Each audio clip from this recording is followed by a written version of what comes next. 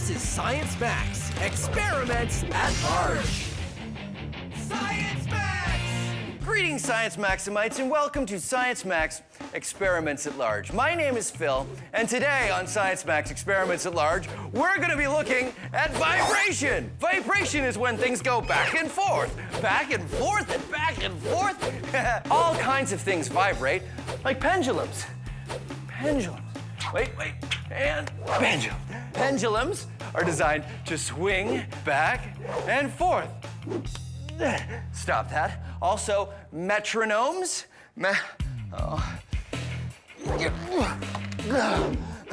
Metronomes are used by people when they're practicing music to keep accurate time. Yeah. Okay, putting it back. And, okay, we're gonna be building, whoa, okay, we're gonna be building this little guy. This is a Vibrobot, and he vibrates and he skitters around on the paper. And if we take the caps off the markers, he makes interesting patterns on the paper. Okay, so let's get started. Let's build a Vibrobot. Okay. Oh yeah, you know what? Maybe it's time to take off the ski boots, huh? Whew. There we go, that's better. So today, like I said, we're gonna be making a Vibrobot. And here are all the materials you need to make your own. Plastic cup, 3 markers, an electric motor, just make sure you ask an adult first, a battery, a plastic drink bottle cap, a toothpick, scissors. This kind of tape is called electrical tape. Science tape, which is the same as invisible tape, but of course I use this tape only for science. And some modeling clay. And these are 2 bendy straws that I've taped googly eyes to. These are not necessary. I just like them for decoration. Now remember, if I'm going too fast here, which I probably will be, you can get all of the steps on how to make your very own Vibrobot on our website. Okay, so here's how you get started. First, you're gonna make the feet for your Vibrobot. So I attach some science tape to the markers, and then I put the marker on the bottom of the cup. And then I do that again to the next marker, and then the third, balance it like that. There. Next thing you wanna do is take your plastic drink bottle cap and make a hole with a toothpick. You wanna make it off to the side, right about there. Just like that. That's so when it turns, it will be off center. That's what's gonna give us our vibration. So once you've made that hole, take some modeling clay and stick it in the cap to give it some weight. When you've done that, stick it onto the shaft of your motor like this. See how it's off center there? Now we just need to attach it to the Vibrobot. I just put it right here on the top, and I like to attach the battery to the back of the cup. And now, finally, we're going to attach the eyes. We take some science tape, and we put the straws over here. I am Vibrobot. I am here to vibrate. Take me to your leader. So then, you attach your tape with the wire to the top of the battery there, and then the other wire to the bottom of the battery, just like that, and let your Vibrobot make some art. Ha ha ha ha. Now, if the battery is new, your Vibrobot might be jumping up and down quite a bit. So you can do what I like to do and add some more weight, and then you make better lines with your Vibrobot. And your Vibrobot makes art. How long will he last? Probably till lunch. And there you go, Vibrobot art. Art made by a robot. How cool is that? So that's what we're gonna do today. I'm gonna meet Chris from Logix Academy, and he's gonna help me max out the Vibrobot. Plus, we're gonna learn a little bit more about vibration. Come on.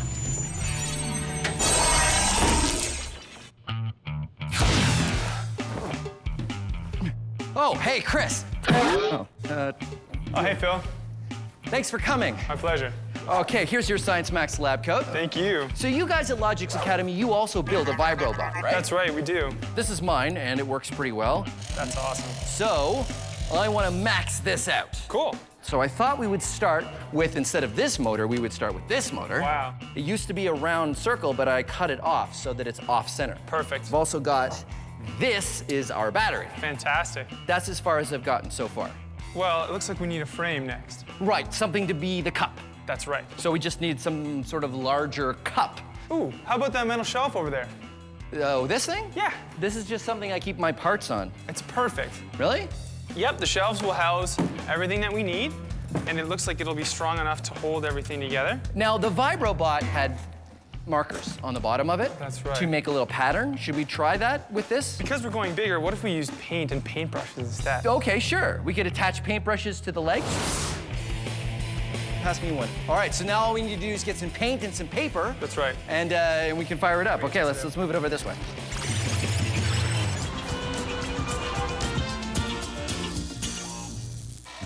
Vibration and frequency. What's the difference? They're all connected. Ta-da! Now we get, whoa. Vibration is things going back and forth. Back and forth. And back and forth. It's a cycle.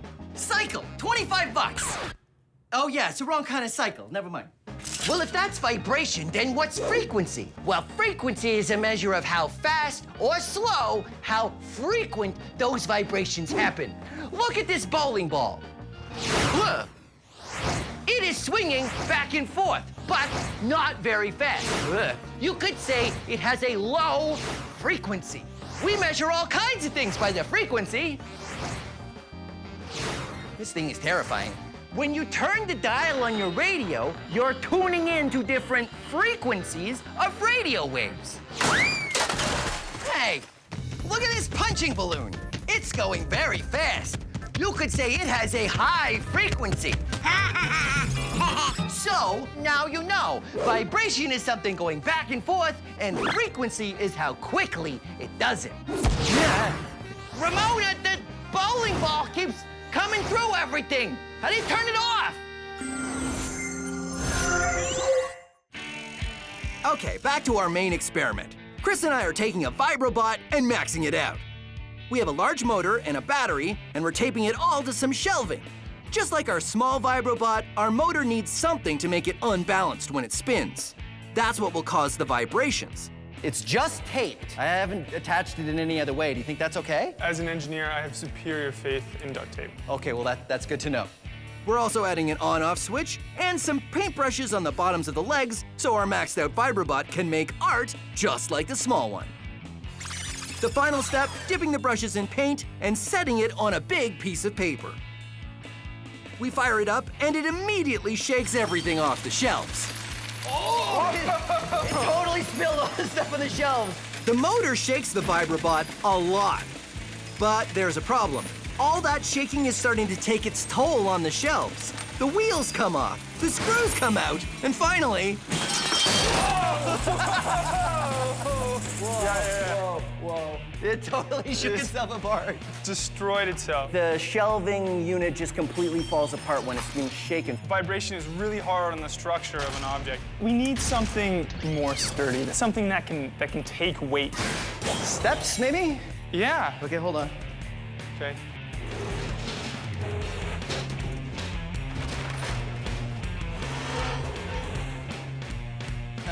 Okay. Yeah, this looks much better. Okay, great. So we build the new Vibrobot out of this. So more paintbrushes, Bigger motor, more paint, more everything. more everything. All right, good. This is a pendulum. It's just a weight suspended on a line and anchored from above. Pretty simple. Pendulums were used for hundreds of years for all kinds of reasons, but most famously in clocks. Why were pendulums used in clocks? Well, here's why. Let's mark every time the pendulum hits the bottom of the swing, right here. Okay, watch. All right, now here's the question. How fast will the beeps be if I swing it from much higher up? Let's find out. No matter how high the pendulum swings, it keeps the same frequency. That's why they were used in clocks, because it could swing for a long while, and even though it would lose energy, it would still keep perfect time. The frequency of a pendulum doesn't change, no matter how high it swings or how much weight is on the bottom. The frequency comes from how long the line is. Now this is a pendulum wave. Because each bowling ball has a line that's a different length, they have a slightly different frequency. They start out swinging together, but soon they start to make interesting patterns. Remember, each pendulum is keeping its own perfect time, even if it's slowing down. It's only the length of the line that gives each pendulum a different frequency.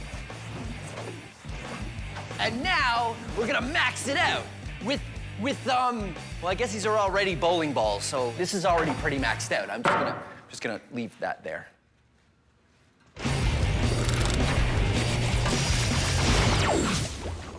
These are balloons. This is a laser, and these are awesome laser safety glasses. Now, lasers are made of light, and light has a frequency. In fact, each color of light has a different frequency. This is a red laser. Check it out. Yeah, cool. This is also a very powerful laser.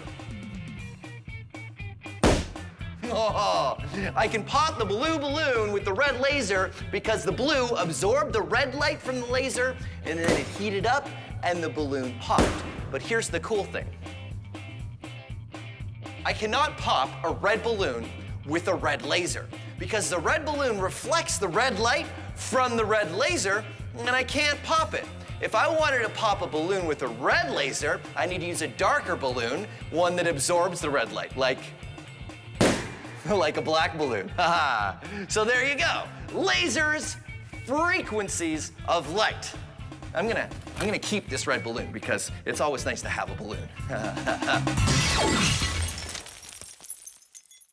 Chris and I are maxing out the Vibrobot, but our last version shook itself apart. Now the plan is to start with something more solid and try again. We found some very solid steps and added an even bigger motor, an even bigger battery, and attached a half-circle wheel to make the vibrations when the motor spins. We add some paintbrushes and fire it up. Here we go! Come on! Go, Vibrobot! It wants to move. Is it moving at all? So it's still not working. It's sort of getting caught in the paper and it's on the paintbrushes. And the paintbrushes seem to be absorbing too much vibration, and then the paper's stopping it as well. So why don't we remove the paintbrushes? Yeah. And we might as well remove the paper if we don't have any more paintbrushes. Yes. And we'll see what happens. We'll see what happens. Okay. No paintbrushes, no paper. Okay. Now let's try it. 3, 2, 1, go! Yeah! Aha! It's moving. Not bad.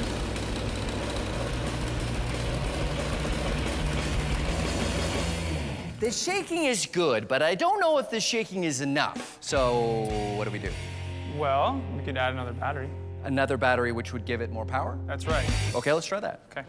Okay, so it wasn't working before. No. Not enough power. And now we've got a second battery here. That's right. We've wired them up so that one power feeds into the other, so we've got twice as much juice as we did. So it's just a matter of clipping this onto there. That's right, but hold on. Yeah, safety glasses, because now we don't know what's going to happen anymore. Ready? 3, 2, 1. The extra battery makes a big difference. The new Vibrobot shakes around and only shakes itself apart a little. All right, that was amazing. Okay, so all we needed was more power. That's right. I think it didn't have enough power to vibrate up and down, and that's why it wasn't moving every time it hit the ground. So I think if we're gonna use this much power, I think we need to build it again. Okay. Build it even stronger and with a bigger motor. Yeah? And more power. And then maybe I ride it. You think we can build that? Of course. Of course. Okay, let's do it.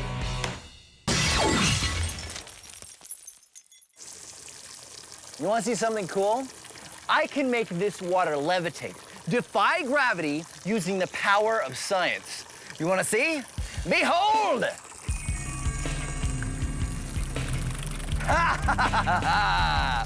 Gravity-defying water. I can even make the water go very slowly.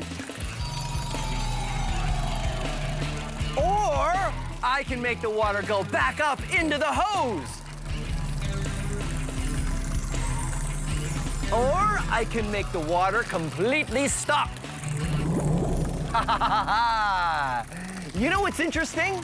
The water does not seem to be stopped for me. You see stopped water because you are looking at it through a TV camera. See? Real life, TV camera. Real life, TV camera. You see, movie cameras and TV cameras take a whole bunch of still photos and then run them together really, really fast. 24 times a second for our TV cameras. I have created a device that drops water at 24 times a second, and what happens is everything lines up. So it looks like the water drops aren't moving. But watch this. I grab the hose and it's fine. But I let it go, and the hose is vibrating back and forth at exactly the same time the camera shutter is going back and forth, and everything looks like it stopped. The power of frequency has defied gravity. Okay, so not really. It's kind of a camera trick, but I prefer to call it science. Here's a fun way to play with things going back and forth. This is Euler's disk, and it's designed to spin like this. What's going on is friction and gravity are slowing that down and pulling it towards the Earth. Now, you don't need a fancy disc like this to do this at home. All you need is a pot lid. Check it out. When the pot lid spins, friction and gravity start to slow it down, which means each spin gets lower and lower, and the frequency gets higher and higher. But the difference between a pot lid and Euler's disk is Euler's disk is made to go for as long as possible. The heavy puck has a slightly rounded edge and sits on a glass surface that is slightly concave, like a bowl. All of this is designed to make Euler's disk last a really long time, which is quite a while. But eventually, friction and gravity pull the disk down, and finally, it stops. Pretty amazing, right? Well, wait till we max it out. This is Trevor, head of the Science Max build team. Hey. Thanks for setting this up, Trevor. So what is this? This is a giant side of a spool, big hydro spool. Okay, so this is the largest disc that we could totally find, and we've got it all hooked up here. We lift it up, we spin it, and then you pull the thing and it will drop down and spin like a coin, because it's the only way we can do that with something this heavy. Yeah. Ready? I'm ready. Okay. Trevor and I hoist it up and get it suspended above the ground. Then I start to wind it up.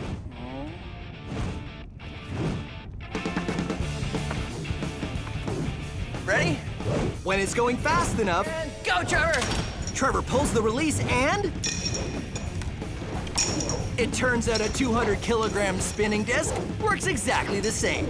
As it spins and rolls, gravity and friction work on it, and the frequency speeds up as it gets closer to the ground until it stops. Giant Euler's disc.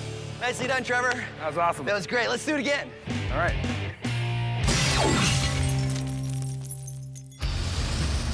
Our Vibrobot was working well, so that means it's time to make it way bigger.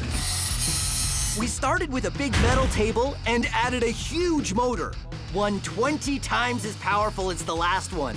Instead of batteries giving us 12 volts of power, we're going to use a plug, which is 10 times more power.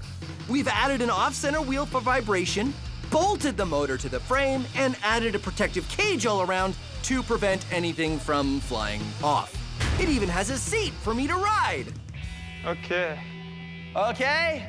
You ready? Ready? Here we We go. fire it up and it's very shaky.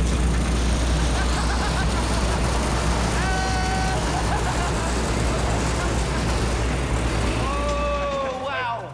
Wow. That was really uncomfortable. It was like very bangy, even with the seat. Yeah? I'm gonna try standing on All it. right.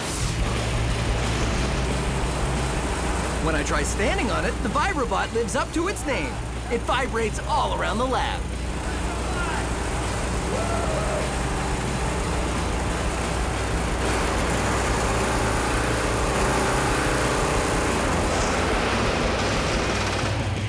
Oh, wow. My legs are numb to the knee. I'm not surprised. Vibrobot! All right. Yeah, that worked really well. That was awesome. I really can't feel my feet right now. And it held together, which is impressive. That's right. The more power and the stronger structure paid off. Yeah, like the only thing I regret is not getting a chance to, wait a minute, come with me. Okay, so I achieved my dream of riding the Vibrobot. You did. But we never got a chance to make art. So we've dipped a whole bunch of nuts and bolts and heavy things in paint. Yep. And now we're gonna turn on the Vibrobot and see if we can make some art.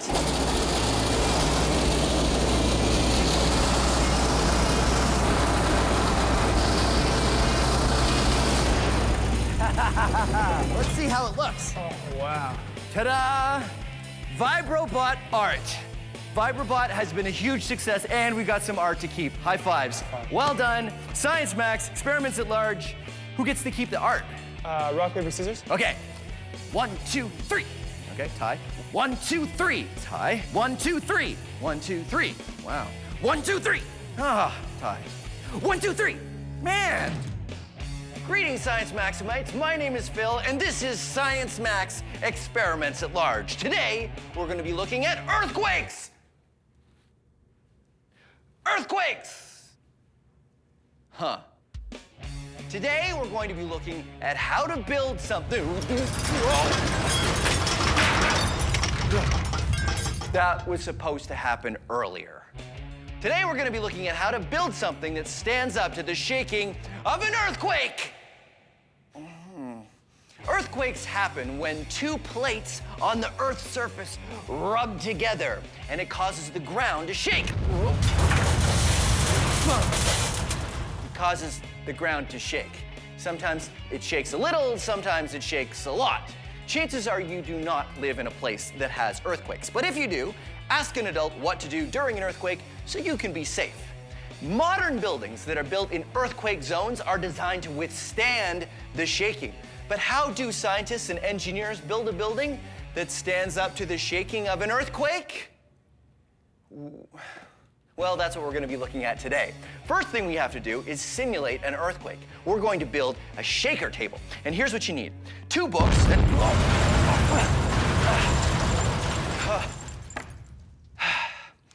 2 books, 4 elastic bands, and 4 rubber balls. Oh, wait. Okay. 4 rubber balls. All right, so the first thing you do is actually take your 4 elastic bands and wrap them around your books. Put 1 set on one side, 1 set on the other side, till you have that. Then you take your 4 balls and you stick them in between the books in the middle-ish area. But you don't want to have them too close to the edges. And now 2 at the back. And ta-da! You've made your own shaker table. What are you shaking, you ask? I will show you. You build a tower. Like this one here that I built out of building blocks. So here's what you do. You'll need your base to be securely attached to the shaker table. I use painter's tape because it'll come off again without harming the books. And what I want to find out is just how much shaking this tower can take before it falls apart. Ready? Oh. And there it goes. And when you've done that, what you do is you be a Science Maximite and you design another tower. And you tape it down to your shaker table and see if you can make this tower fall down in an earthquake. And if you built it really well, it probably won't. But you don't have to just use building blocks. There's all kinds of other materials you can use. Check out this building, which is really tall, and you'll see there's a cup at the top, and that's for a baseball. Put it up at the top, and that means there's a weight up there. And then we shake it, and we see what happens. Oh no! Oh, there it goes. So that is what we're going to be doing today on Science Max Experiments at Large. We're gonna be making a giant shaker table and putting a giant structure on top and seeing how we design it to make sure it stands up to the shaking of an earthquake. I'm gonna need an expert to help me though. Oh, I know, Anne would be really good at this. Okay, all I need to do is get Anne, and we can start. Oh, come on. There it is. All right. Hey, Anne, I feel weird. Why do I feel weird? I think you're a chair. Well, that's not good. Hold on a second. Am I good? Okay. Hi, Anne. Good to see you. Here's your lab coat. Thank you. So you're from Let's Talk Science, right? I am. All about science education, just like us. Today, I need your help to max out our earthquake table. This is the table This looks part, great. obviously, but this is a tower I've made out of popsicle sticks. So in order to max it out, I've already built a large shaker table. Come on. This is my large shaker table. So it's got basketballs underneath as the 4 balls, but it works exactly the same. Whoa. Okay, so what kind of tower should we make for the shaker table? If we want something tall, then we'll reinforce it a couple spots. But the true test, it's gotta have some sort of weight on top so that it will mimic the weight that would be on a real tower. Right, so maybe I could get a plastic bin and I'll just put some sandbags for weight inside. That would be perfect. And then balls, so that when it falls over, the balls will go everywhere. That would be perfect. Okay, great. Shake off. I don't know. I think we should just get off. Another thing that happens during an earthquake is soil liquefaction. Liquefaction means something turns to liquid. In this case, the very ground you might be standing on. Here's how you can experiment with soil liquefaction. All you need is a plastic container and some water, not very much, barely enough to cover the bottom of the container, because what you're gonna put in next is sand. And you wanna put it in there and spread it around. Just add enough sand so it just starts to turn dry on the very last layer. So here is a house that I'm going to put on top. And now I will simulate an earthquake. The water rises up and it sort of turns to liquid. Soil liquefaction. And heavy things like houses and cars, they tend to sink like that. And then the soil rehardens and everybody's houses are stuck in the mud. Now, let's max it out. This is a giant tub of sand and water, and this is a vibrating platform that will simulate an earthquake. Now, as you can see, this sand is totally solid. I can jump all around on this sand, no problem. But when I turn on the vibrating table and simulate an earthquake, things will change.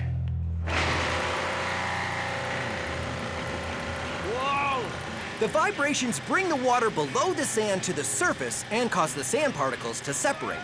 What was solid now turns to liquid in my simulated earthquake, and I start to sink. I'm up to my shins!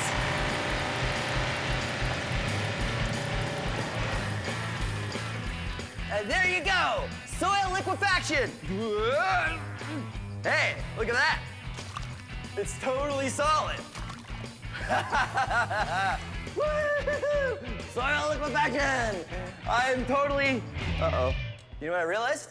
When it stops vibrating, it really becomes solid again, and it's very tough to... Well, there you go. Soil liquefaction. I'm really kind of stuck in here. So Anne and I have made a large shaker table. Now it's just a matter of designing a building. We use lumber and cut it up, use screws to attach it all together, put a platform on top for a weight, and attach it securely to our shaker table. The building is super simple, just 4 corners and a few planks around the outside. No structure in the middle. And finally, the big heavy weight on the top. There. We attach a pole to the shaker table so we can shake from a safe distance and try it out. Okay, very slow. Forward. Let's see how much shaking it can stand with our shakeometer. That seems to be okay. Just kidding. Oh no.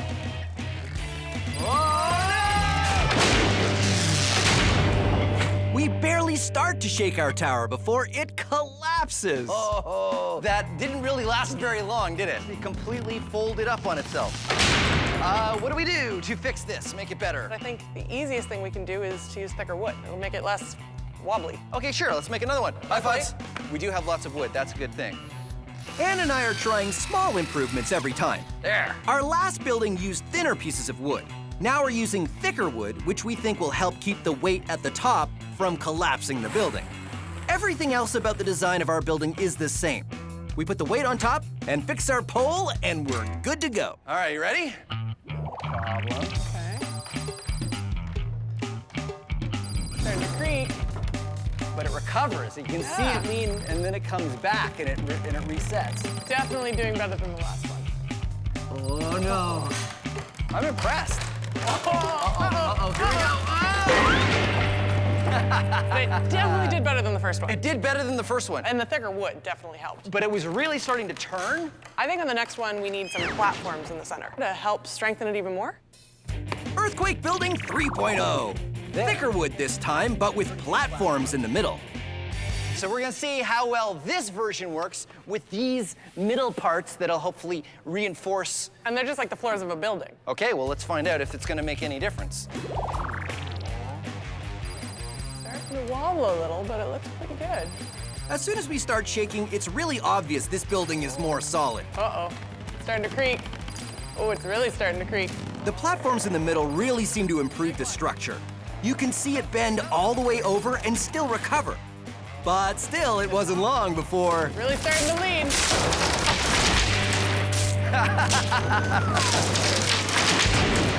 Wow, the extra pieces really kind of made it more impressive. It definitely lasted a lot longer than the other two. It did, but here's what I'm wondering. Are we going in the wrong direction? What do you mean? Well, because if it's really solid, it resists the change. Okay, I see where you're going with this. So if we make it flexible, it can resist the shaking of an earthquake. I think it's worth a shot. Yeah, okay, let's do it. Being a chef is my absolute passion.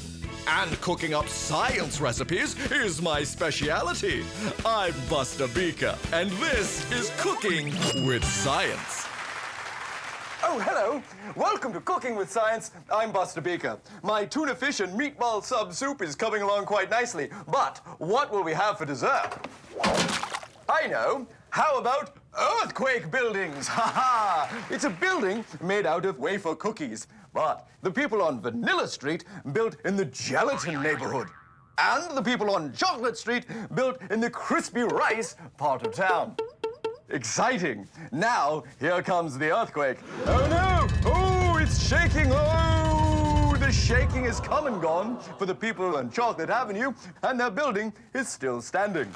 Now, let's take a look over here on Vanilla Street, and here comes an earthquake. Oh no! Oh dear! Looks like the people on Vanilla Street are going to have to rebuild their building because it's all fallen over and being eaten. Delicious. Buildings can be built the same way, but the kind of soil they sit on make a large difference if there's an earthquake. Shaky, wiggly soil or solid, non-moving soil. So there you go, an experiment you can try at home. Delicious. Well, I'm Buster Beaker, and thank you for joining me on this episode of Cooking with Science. Now to try my soup. Seismometer in 60 seconds! Learning how to predict and measure earthquakes is an important branch of science.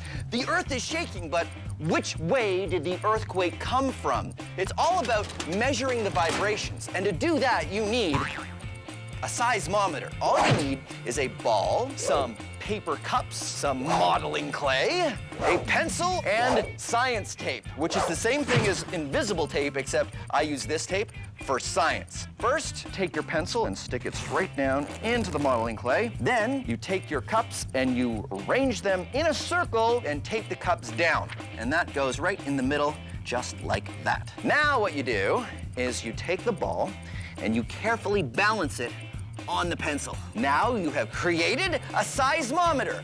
It will tell you what direction an earthquake came from. Watch, I will be the earthquake. Ready? Did you see that? The ball fell into the cup facing the direction that I hit the table. And now I'm gonna hit the table from over here. Yep, it fell in the direction that I hit the table. Okay, let's try from over here. There you go, your very own seismometer that you can use to measure earthquakes that you create on the table. Back to our earthquake building. Ann and I tried a few different designs, and they each got a little better. But now we're wondering what would happen if we built the tower out of very flexible material. We used some plastic tubing and attached the wood with bungee cords, which are like big elastics. Wow, okay, so looks good. So let's test it. Okay. And sure enough, when we start shaking it, the tower holds up to as much shaking as we can give it. Wait, What? aren't we missing something? Oh, yeah, we're missing the weight at the top. Of course. So I think we need to try it again.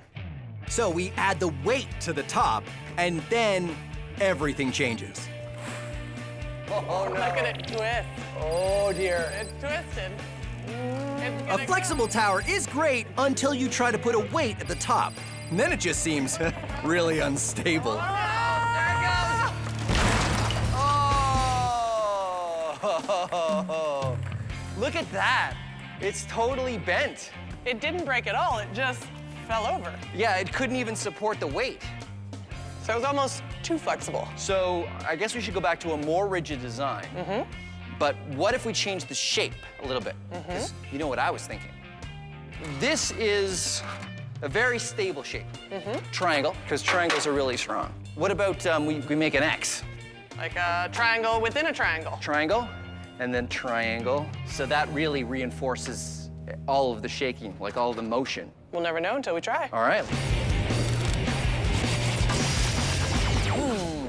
Uh-oh. I have all my friends coming over, and I don't have a table. But that's okay. I will make a table using my friends. This is an awesome experiment you can do with 4 friends. Come on in, science friends. I've got Sam and Dylan and Polly here to help me. So everybody turn to your left and sit sideways on the chair, and then scooch the chairs into the middle.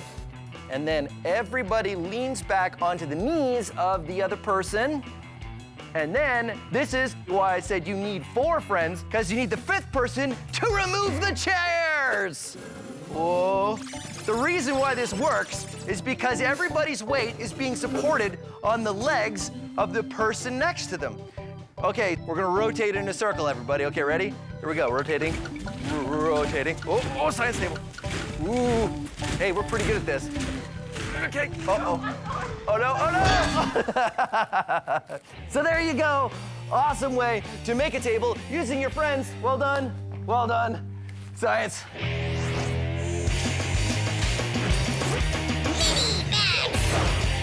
Here's an experiment you can do to impress the adults in your house. You need 3 glasses, all of equal height, and 3 knives, not sharp knives, the dull knives you use, maybe the ones you use at dinner time. Take your 3 knives and put them in a triangle, all equally spaced out.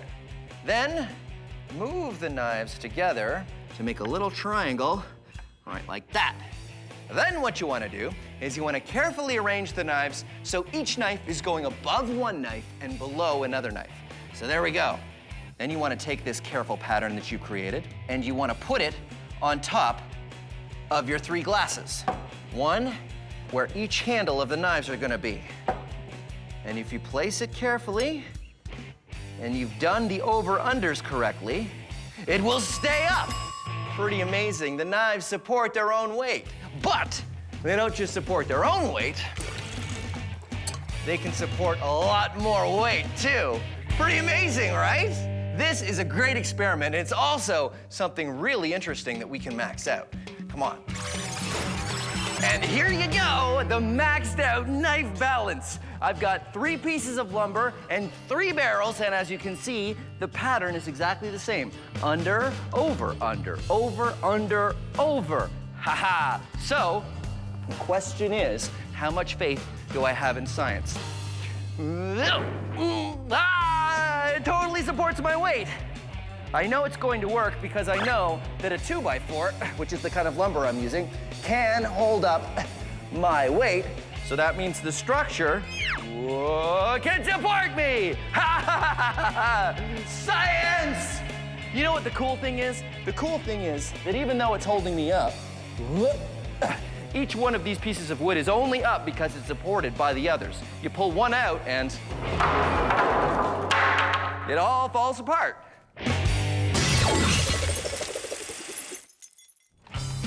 Ann and I have tried solid towers and flexible towers, and nothing has worked fantastically yet with a big weight on the top. Having a big weight on the top of our tower means we need something that will resist the movement of that weight. So now we're going to start with a triangle. Unlike a rectangle, triangles are very stable. A wider base keeps the structure from swaying too much. And cross braces in the middle mean that there are other triangles within our triangle, all the better to resist movement. Thank you. After Ann and I built our tower, we added the weight to the top, secured it to the base, and tried it out. Okay, here we go. Ooh, Looking good. no problem. It's not twisting. It's Not leaning. not even creaking. No, it looks really good. Wow, this one is really solid. As you can see, this tower is way more solid than our square tower or the flexible tower. Okay, look at that. Like, if that's not an earthquake, I don't know what is. Look at that. Look at the way the ground is moving. I don't know if we can shake it much more than this. Faster. Our triangular tower is up past a level of shaking that made the other towers collapse. Now it's time to max out the shaking. There's only one level of shaking that we can do above this. What's that? We shake from either side. We give it all we have. The floor was bouncing from side to side, the tower was tilting, and was totally solid. It's still holding strong. In fact, Ann and I wore out before the building showed any signs of falling over. I think we've done it. Woo! Nice job. Nice. Science Max experiments at large, earthquake-proof building. I mean, come on. That was impressive. I like it. Greetings, Science Maximites. Welcome to Science Max Experiments at Large. Wow, I really need some more energy. Fortunately, I have some saved up. Ah, that's better. Yeah, I know what you're thinking. Storing energy like that doesn't make a whole lot of sense, but you can store energy, and that's what this episode of Science Max Experiments at Large is all about. In fact, I'm gonna store some energy in this container simply by putting it up here on the top shelf. More on that later. But right now, let's look at another way that you can store energy and release it in a really fun way. We're gonna make a spool racer, and it's pretty simple. Here's all you need. You need some science ribbon. Now, if you don't have science ribbon, you can use regular ribbon, but the ribbon really isn't important. It's the spool that's important. You'll also need a washer, elastics, pencil or pencil crayon, popsicle or craft stick, and science tape. Science tape is the same as invisible tape, except I use this one only for science. Here's how you build it. Break the popsicle stick so it's smaller than the diameter of the spool. Then put the elastics on top of the pencil and pull them tight, thread the popsicle stick through, and feed it all through the hole of the spool. Grab the elastics on the other side and pull out the pencil, and everything will be threaded perfectly. Then stick on the washer and thread the pencil through. Finally, tape the popsicle stick down so it doesn't move. And if any of these steps are a little too fast, don't worry. All of the instructions are up on the website. That was cool. I can't make it go away. I can only make it come up. So there you go, a spool racer. And here's how it works. You spin the pencil around, and that twists the elastic. Now that elastic is gonna wanna unwind, right? So just keep spinning that pencil around until it's good and tight. And then when you put it on the ground, the pencil's gonna wanna unwind, but it can't because the table's in the way now, which means that the energy is gonna transfer to the spool, which is gonna turn, whoa, and it's gonna drive away. Yeah, let's try it out for real. So why does this work? It works because the elastic is coiled, right? Yes, and because I'm putting in the energy to twist it. You see, I'm putting in effort to spin this pencil crayon around, and then when I've finished, all of my effort has been stored in the elastic. When I let it go, my energy transfers into movement. So that's, that's what we're gonna do today, Science Maximites. We're gonna max out the spool racer. I think Anthony would really know how to help me with this. So, I'm off to the Ontario Science Center. Come on.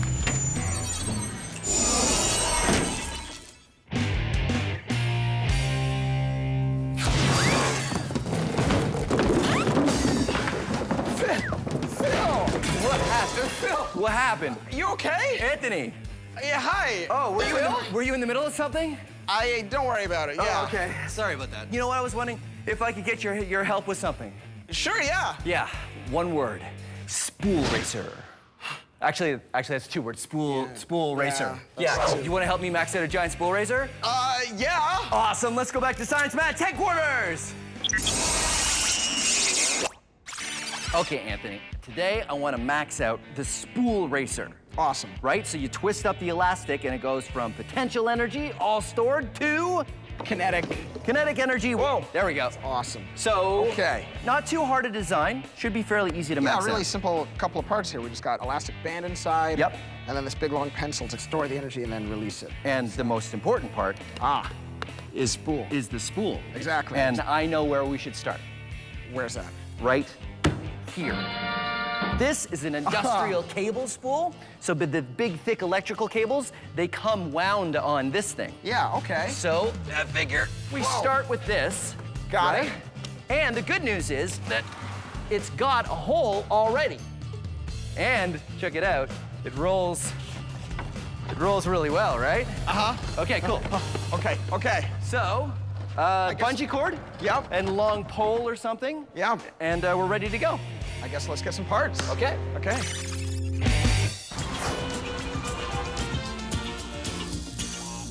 Oh, hey, how you doing? You want to buy something? I got a lot of stuff here, and I got a special today only.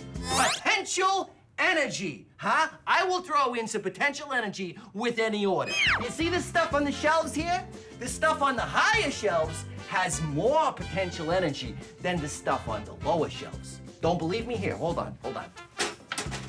Look at this state-of-the-art traffic controller. Right now, it's sitting up here on this high shelf. Now, if it were to fall, it would be going fast, which means it would have a lot of kinetic energy.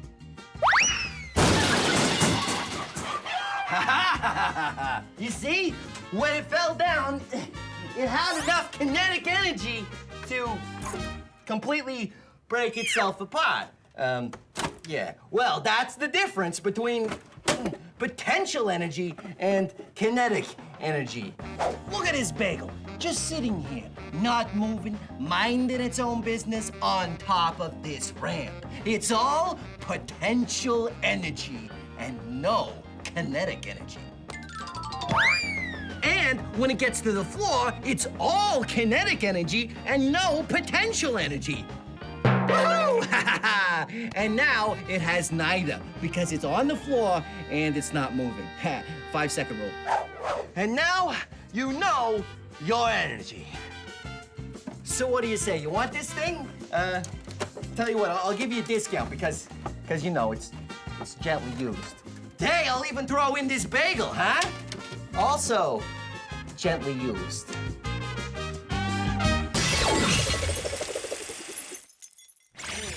Anthony and I are maxing out the spool racer.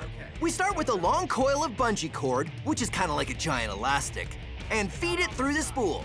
Then we put on a big piece of plastic to act as our washer and use a long pole as the pencil. We flip the spool on its side to wind it up. Then we flip it back and it's ready to go. All right, so we have it all wound up and we're ready to try it again, but with one change. Phil, Yeah. what's with the trike? I ride the trike. It's like I always say, what's the point of building something big if I can't ride it? There's no way you're gonna fit on this thing. No, I don't put my feet on the pedals. I put my feet here on the back, right? And then- Okay, yeah, I get it. You got it? Hold on, I gotta do my helmet up. Safety first. You ready? I'm on it. Okay, 3, 2, 1, go. Oh, it's working. It's working. Amazing. All the stored energy in the bungee cord is being released and the spool starts to turn. There's even enough energy that I can get pulled along behind it. It's not going that fast, No, and It's pretty good, though. It still pulls me, right? Yeah, pretty good. So, spool racer, actually able to get pulled by it. Yeah. You know what? I think we can go even bigger. Bigger. Yes. Well, what did you have in mind? I'm glad you asked.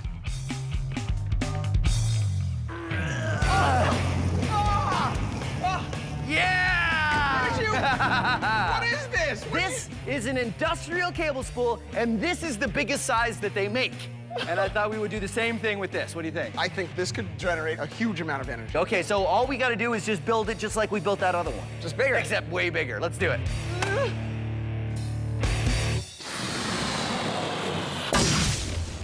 When you set a domino on its end, you're giving it potential energy because it can fall. Ooh, and when you put two dominoes together, you can start a chain reaction because that one will fall into that one. But it's a lot more fun with more dominoes. Setting up a run of dominoes is a lot of fun, but it takes a flat surface and a steady hand. And if you want to do it yourself, add gaps, so if one part falls, it doesn't take out the whole run. Last one. There. I had some dominoes left, but I did it. I made the Science Max logo. See? Science right? Max! Sort of. Let's see how it works. Ready?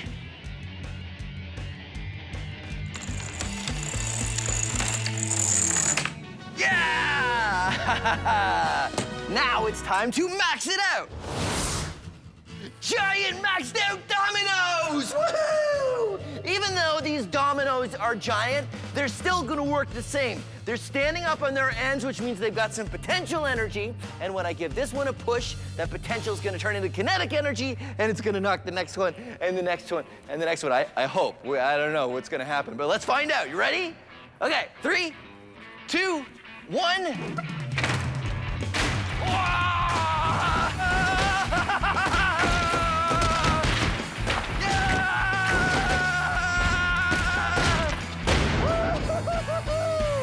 Giant dominoes! Yeah, science! The problem is, when you use dominoes this big, setting them up again is a real chore.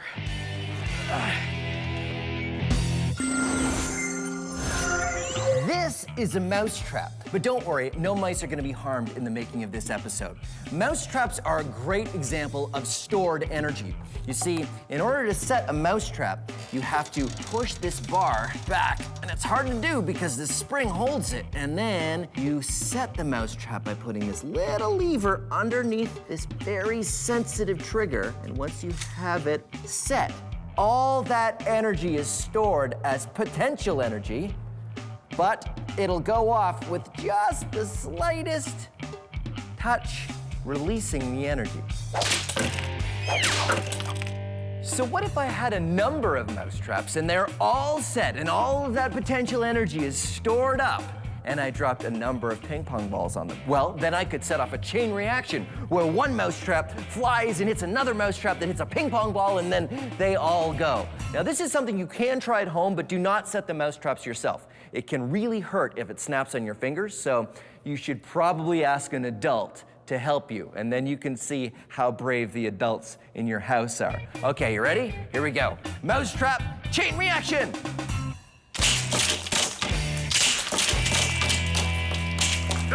And last one, there we go. And now, let's max this out. Let's do it with 90 mousetraps.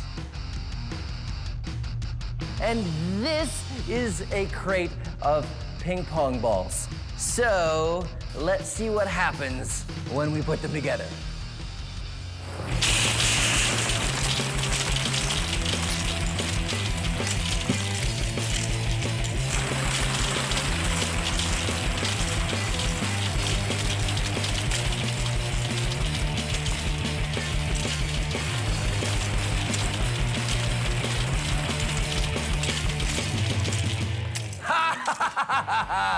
There you go. Maxed out ping pong ball, mousetrap, chain reaction.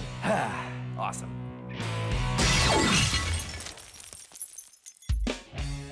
Ready? I'm on it.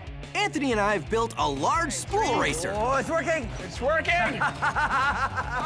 And it worked so well, the only option was to go bigger. This is an industrial cable spool, and this is the biggest size that they make. I think this could generate a huge amount of energy. Building our giant spool racer is the same process as the other builds. So the steps are exactly the same, but on a larger scale. And this time, we're gonna use, obviously, the large spool, and we're gonna use this 2x4 as our pencil windy thing. Coil some bungee cord, feed it through. Ready? Yep. Okay, here it comes. There we go. Got it? Haha, yeah. Add a washer and a long 2x4 to act as our pencil. And now we stick the giant 2x4 inside the coil. Just about. Yeah, we got it. There we go. And we're ready to try it out. So it looks like we're ready to go. Yeah, exactly. Do you want to do it in here or you want to do it outside? Oh, definitely outside. Okay, let's go. Yeah, okay, cool. Yep. Oh, it's heavy. Batteries are great at storing energy. They store electricity. Batteries? But if you're like me and you have a whole bunch of batteries and you don't remember which are the good ones and which are the dead ones, there's a trick that you can use to find out. Get a frying pan or a brick or concrete floor or something else that's very, very hard and an adult's permission. Here's the secret. Dead batteries will bounce and batteries that still have some life in them won't. Watch. Good battery. Dead battery. Now, it's a little hard to see, but listen. 1 hit, 2 hits. Here's what's going on. See, batteries store electricity in the form of a gel, sort of like modeling clay. This is modeling clay, fresh from the fields, where the pits, the mine, wherever modeling clay comes from. And this is modeling clay I've left out for about 5 days, so it's all dried up and hard. Now, when modeling clay is new, it's all wet and soft, and when you drop it, it doesn't bounce very well. I've left this piece of modeling clay out to dry for about 5 days. Now it's all dried up and old, and it bounces. New, old. So, same thing with the battery. Good batteries won't bounce, and bad batteries will. Science. Here's a fun chain reaction you can do with popsicle sticks, or craft sticks, because these ones are a little bit wider than popsicle sticks. It is because these kind of sticks are slightly bendy, and when you bend them and put them together in a pattern in a certain way, you can keep them under tension, and then they want to snap back, and then they'll fly. So here's how you make the pattern. Ready? You take a popsicle stick or a craft stick, and you put it down on the table. I know, okay, it's a slow start. Then we take another one and put it across. Now comes the secret. The secret is over and then under. You want to put it over one and then under another, like that. And then this one, over, under. Put it over the one that looks like it's the top stick and under the stick that looks like it's the bottom stick. And then it starts to hold tension. It starts to hold the potential energy. Continue this pattern. Each stick goes over and under the 2 sticks at the end. Now here's the trick. Soon as this one lets go, then that one will let go, then that one, then that one, then that one, and that's how you get the chain reaction. They all start flying up. So you have to build it with never letting go of that last stick. You gotta always remember to keep a hand on it, or else you'll have to start again. Okay, so you ready? You wanna see me let it go? Here we go.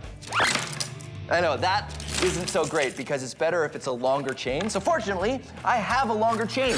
I've got a binder clip on this end, keeping the craft sticks together. Ready? 3, 2, 1.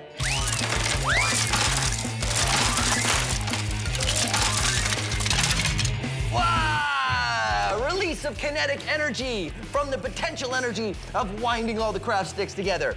Fun, and you can totally do it at home. Now, let's max it out. Behold, almost 800 craft sticks in a long, nicely designed triangle. Ready? 2, 1.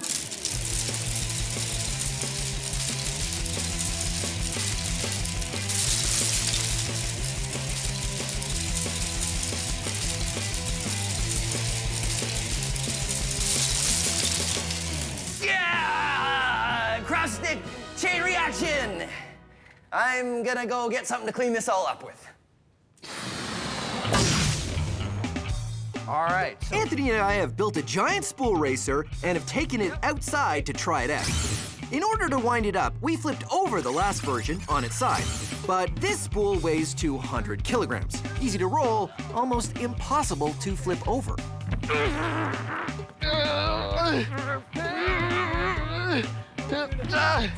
Come on, get it. I don't think it's gonna work. It's too heavy to move. Yeah. We should have thought of that before. Well, I'm sure we'll think of something. So Anthony and I thought about it. And thought about it. And thought about it. I got it! What? But And the answer finally dawned. what if we roll it this way? Because then that would wind it up, right? That's brilliant! By rolling it backwards, we wind up the bungee cord in one direction, which will make it want to unwind in the other direction. Anthony and I roll it across the parking lot to get it wound up tight. I don't think I can hold it anymore.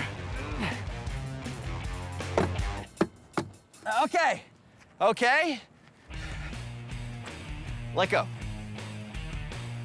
Okay, it's wedged. It worked. All right, one more thing. We're gonna hook the trike up to this one as well. Okay. Okay. So right now, it's all wound up, and when it gets moving, the potential energy in the coil will turn into kinetic. Exactly. Kinetic energy. Now, just in case you're tempted to try this at home, I need to tell you, do not try this at home. We're trained professionals, right? Yes. Yes. Well, as much as anybody can be trained for this, because no one really does this. Are you ready? Ready? Okay, here we go. Whoa. It's working. It's working! Yeah. Sure enough, all the potential energy we stored in the bungee cords starts to unwind, which rolls the spool and pulls me along behind it. What's more, that big heavy spool has a lot of momentum. So when it gets going fast, it just wants to keep moving. It wasn't long before I had to jump off.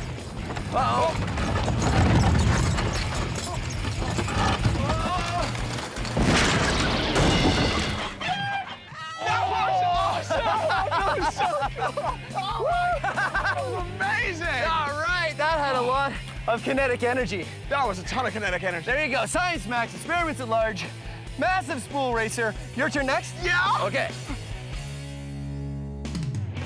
Greetings, Science Maximites. I'm Phil, and today on Science Max Experiments at Large, we're gonna be looking at light. Okay. Okay. Just stay. That wasn't supposed to happen. I was supposed to press that button, and there was supposed to be all these lasers and special effects, but it didn't. Well, today on Science Max Experiments at Large, we're not gonna be doing one experiment. We're gonna be doing a number of small experiments because we are going to do a light manipulation challenge. I'm gonna get an expert, and she's going to challenge me to a game of light manipulation because I am the master of light. Oh. Well, at least the green lights are working. And okay, forget it. I'm just gonna turn it back to normal. Come on, turn back it. I'm gonna work on that later. I'm gonna need an expert to help me though. Oh, I know, Anne would be really good at this. It really does look kind of weird in here, doesn't it? Oh, well.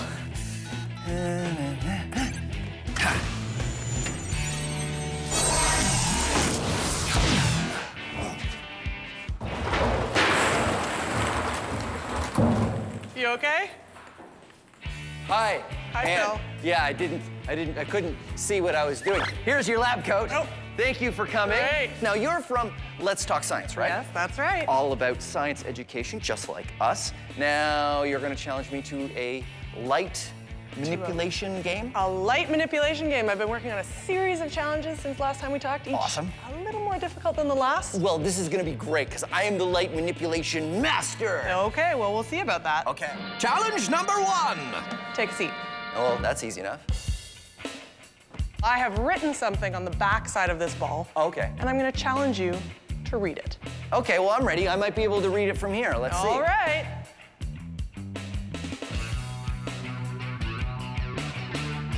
Okay, I see something's written on it, but I can't read what it says. What if you squint? It looks like a couple lines, maybe? I can't quite tell. Any ideas how to solve this challenge, Phil? And I have to be in this chair? Well, you can get out of the chair to set up your solution. But Okay. when you read what I've written on the ball, you have to be sitting in the chair. Well, it's light manipulation, right? So, Wait a minute, I've got flashlights in case the power goes out, so maybe I can use a flashlight. Haha, okay, ready? Pew!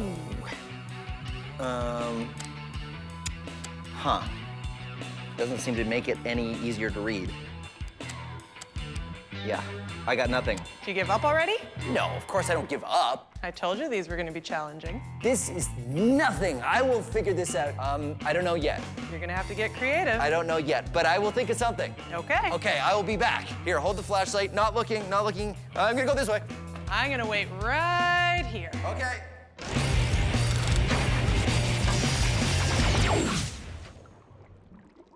Have you ever wondered why you end up upside down when you look at yourself in a spoon? It's because of light reflection. Light is made of photons. Let's say that these tennis balls bouncing off this wall are photons of light. Now, when the surface is flat, like a mirror, the photons, they bounce in and straight back out again. But when the surface is curved, the photons don't go straight out, they get reflected. So now, this photon is going over there, and if we had photons on this side, they would go... I don't even know where those ones are coming from.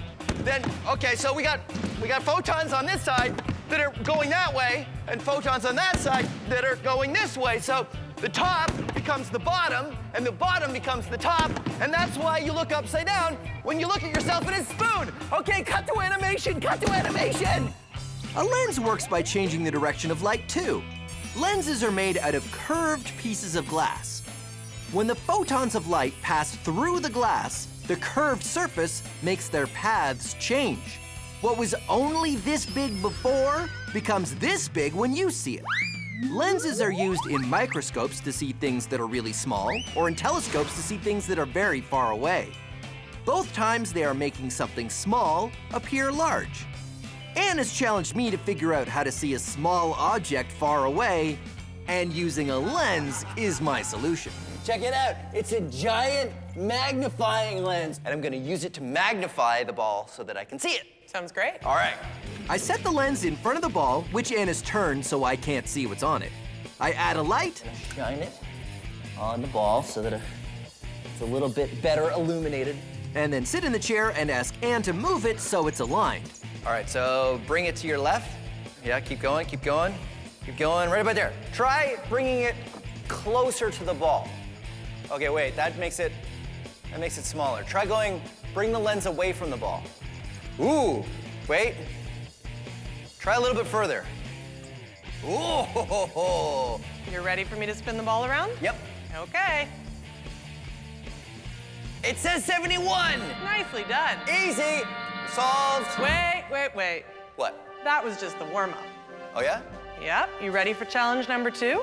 Challenge number 2! I've got another ball. Okay. With something else written on it. Wait, are you coming back? Nope. Huh, but I can't even see you from here. Like how am I, huh?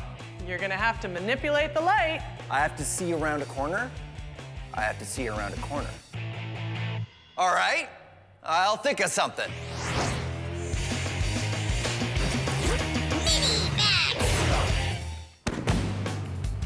So you remember the tennis balls in the wall, right?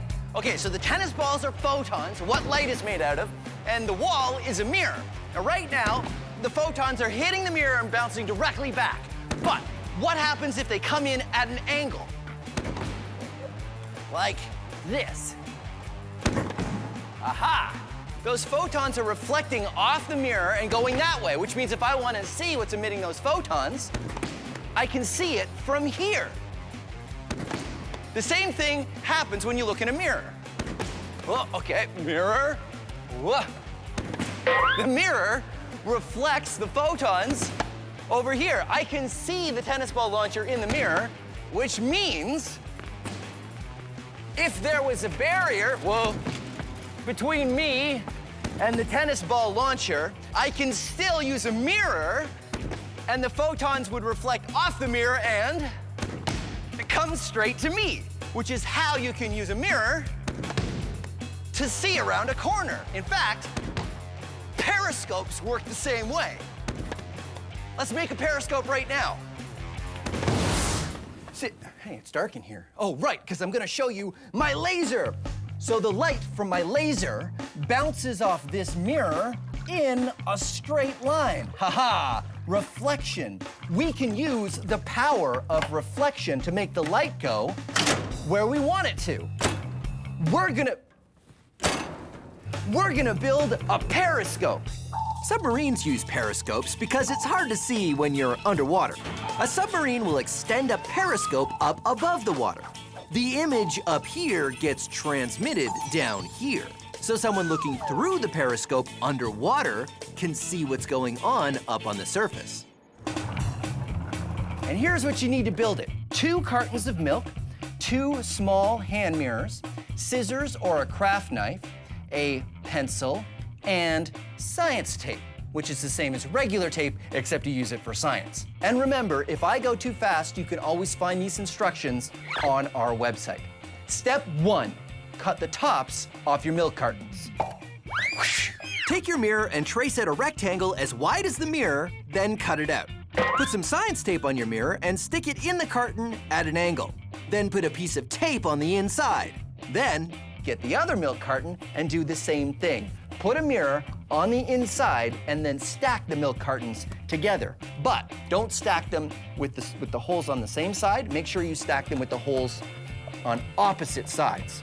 And here is what's going on inside. You've got your 2 mirrors, and one is angled like that, and the other one is angled like this. Light from what you're looking at comes in, hits that first mirror, goes down to that second mirror, and goes to your eye. You can use it to spy on people from below the table.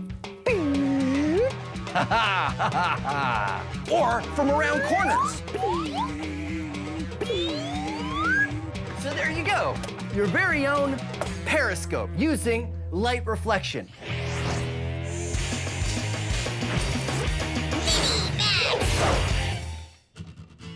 Did you know that your TV remote can be a flashlight? It's true. If you have the kind of TV remote with a little bulb on the end of it, then when you press the buttons, the bulb lights up. Yeah, I know what you're thinking. You're thinking, Phil, wait a minute, the bulb did not light up, and I've never seen the bulb on my TV remote light up when I press the buttons. Well, that's because your TV remote works on infrared, which is a kind of light you can't see, but you might be able to see it with a camera. If you have a digital camera or a camera on your phone, now you can see, It lights up. And because infrared light works the same way as visible light in that it will bounce off a mirror, here's an experiment you can do at home.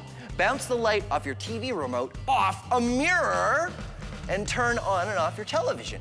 Check this out. You get a mirror, set it up just right, and then aim the remote at the mirror and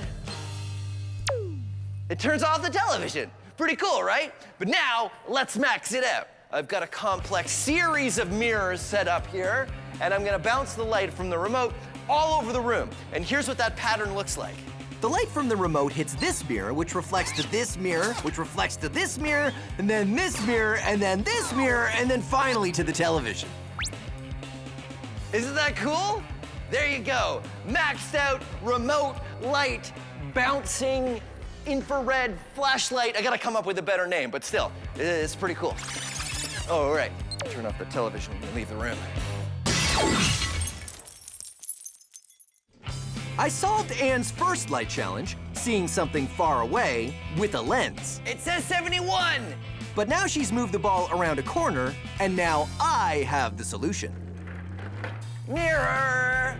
A mirror will let me see around the corner. Clever. Right? Okay, so all I gotta do is put the mirror in a position sort of like that, I guess, and then I'm gonna sit in the chair. If you could help me adjust that mirror. Keep going that way. Keep going, keep going. Yeah, stop. Nice, okay. Go ahead and flip the ball around and I will read the message. It is too small. I can't, okay, I've solved this problem though. Okay, flip it around. The lens, I need the lens. So we'll use a mirror and the lens to, good. Yeah, okay. I'm gonna sit in the chair. Here in the chair. It is backwards. Oh yeah, a mirror inverts the image, doesn't it? Mm-hmm. That's okay, I can solve this. All I need, whoa! Other mirror is all I need to solve this problem. So if I take this mirror and I put it here, let's see, there it is. It says 42. Nicely done. I Nicely am done. ready for anything. What do you got planned for the hardest challenge? Are you sure you're ready for this? Totally. Challenge number 3. Challenge number 3 starts now. What? Wait. No. This is a light challenge. How am I supposed to do a light challenge if it's dark? You have to get creative. But it's dark. Well, okay, no problem. I will think of something. I will be back. Okay. Okay, careful. I'll be waiting. Careful.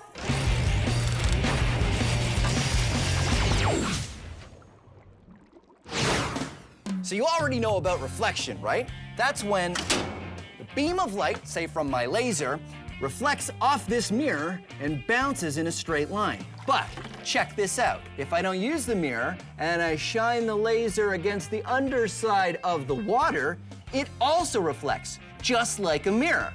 This is called internal reflection. If I have a stream of water and I put my laser beam into the stream, you can see that the laser bounces around inside the stream of water. It's being internally reflected, and the laser isn't going straight anymore. It's following the stream of water down where the water goes. Internal reflection. Now I know what you're thinking. You're thinking, Phil, how does this affect me in my everyday life? Internal reflection. Who cares? Well, I can tell you why you should care in 2 words. Fiber optic wires. 3 words, fiber optic wires. You see, fiber optics carry information all over the planet. The internet, maybe even your television, travels through fiber optic wires. The good thing is, because of internal reflection, you can bend fiber optic wires any which way or around corners, and the beams of light continue to go straight down inside the wires and get out the other end, making it go where you want it to go. Internal reflection, science.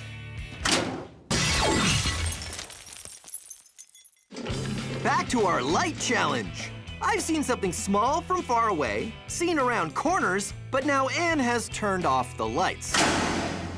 But I have a solution. Anne? Anne? Careful. Okay. Sorry, I forgot how dark it was in here. Okay, I figured it out. Okay.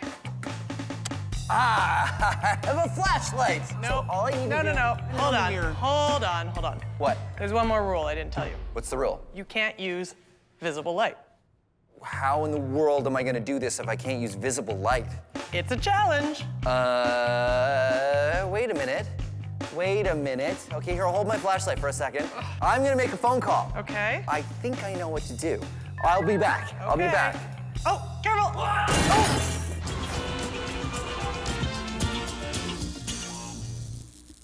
Oh, hey, good to see you. Speaking of seeing things, let's talk about the rainbow. All the colors of the spectrum organized in a beautiful pattern. But what are the different colors? I mean, what makes them different?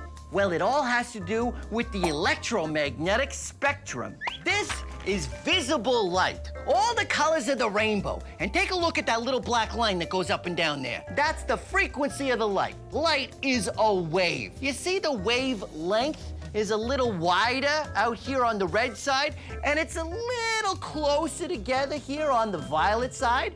That's because every color of light has a different length of wave, or wavelength. And that is what makes them different when we look at them. But if you think that's all there is to the electromagnetic spectrum, then you're mistaken. So what happens over here on the red side? Does it keep going? Yeah, it does. What? Look, we got infrared here, and then we got microwaves. These are the same kind of waves you use in your oven. And then we got radio waves, which are the same kind of waves you use in radio. They're all part of the same thing as visible light, huh? Let's take a look at the other end. Remember these short wavelengths over here beside violet? Well, does that keep going? Yeah, if they keep getting shorter, you get ultraviolet, and then X-rays, and then gamma rays, huh? Pretty amazing. And look, it's all connected. From radio waves to gamma rays to visible light in between, it's all frequencies of electromagnetic radiation. How is this staying up? So everything outside of the visible spectrum is invisible, right? Wrong! Ha ha! Bam! Huh? That is an X-ray, a picture we can take using this part of the spectrum. We can use special cameras to see outside of the visible spectrum. Huh? Huh? Right? Yeah. Okay, you got it. Huh? And look at these. These are night vision goggles. They help you see in the dark. They use part of the spectrum called infrared. For those of you keeping score, that's this part of the spectrum right here. Pretty neat, right? I would sell you these, but they're already spoken for. Oh, and here he comes now. Hey, Sal. Hey, how you doing? You got those goggles I ordered? Yeah, go ahead, help yourself. Thanks for putting them aside. Can I put them on my tab? Yeah, no problem. All right, thanks, Sal. Okay, see you later. Nice kid. He's always in a rush, though. Phil? Is that you? Yeah, Do you need the flashlight? I don't. Turn it off. I can totally make my way over to you. Oh. I can hear you. Yeah, I'm right here. Oh, right here. Hi. Because I have night vision goggles. Ooh, check it out. Oh, cool. Pretty cool, right? That's awesome. So here's the spectrum again, and here's visible light. My night vision goggles use infrared, this part of the spectrum here with wavelengths just a little bit longer than the red we can see. Outside of the visible light spectrum. All right, I would say that's allowed. No visible light, and I will see the next ball. Have you got it set up? I set it up while you were out. Okay, good. I'm gonna sit in the chair and see if I can see it. Okay, here we go. Oh wow, I can totally see everything. Can you tell me what the ball says? It says you win. Nicely done. So let's recap. This challenge is the same as the last challenge. The light from the ball was magnified by the lens, sent around a corner by reflecting it off a mirror, and flipped back around by using another mirror. But this time it's dark. So, using infrared light, thanks to my night vision goggles, I was able to see the ball and win the game. The light manipulation challenge is done. Science Max experiments at large. Time to turn the lights back on. Yep, absolutely. Huh.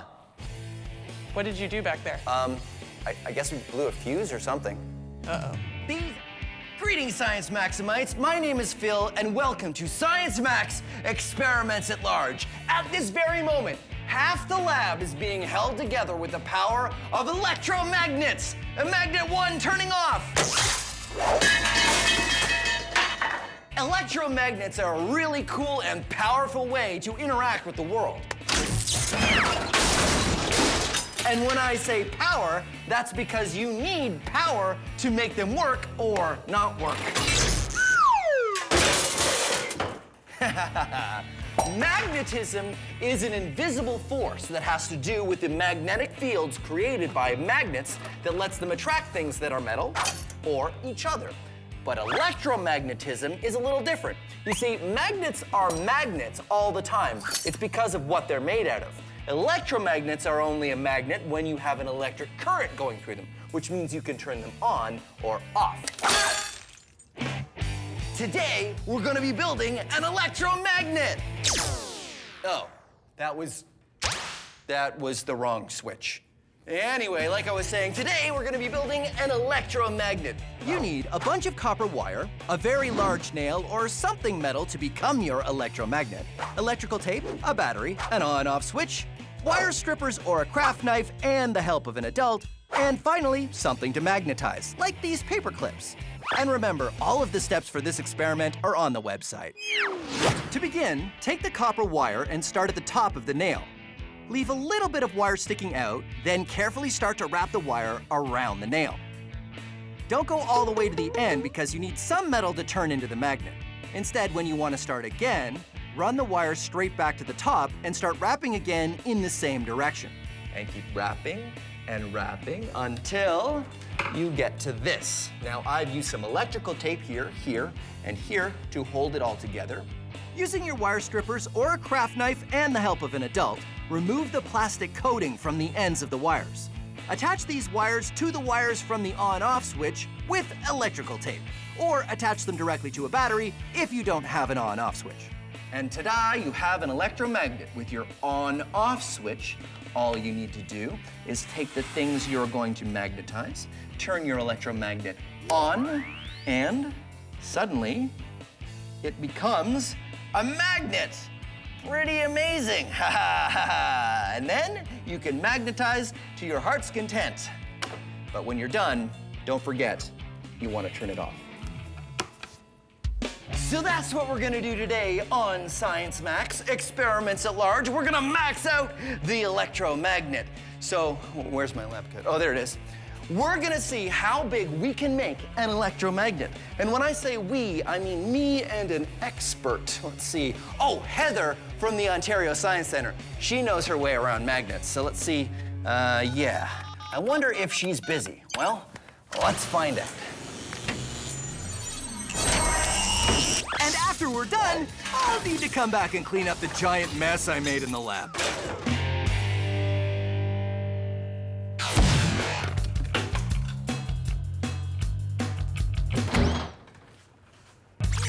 Hey! Hi, Heather. How you doing? Good to see you, Phil. I was just wondering if you could help me with something. Are you busy? No, I got time. Okay, great, because I'm gonna make a giant electromagnet experiment and I need your help. That sounds like a lot of fun. Okay, great. Let's go back to Science Max headquarters. Oh, we'll via the portal? Yeah, by the portal. Okay. You sure? I know you're hesitant, so I want to reassure you, nothing will go wrong. Great, okay. Okay. Oh, hey, we're here. We're outside. It's okay, it's no, okay. Don't worry about it. No, No, I think it's definitely. fine.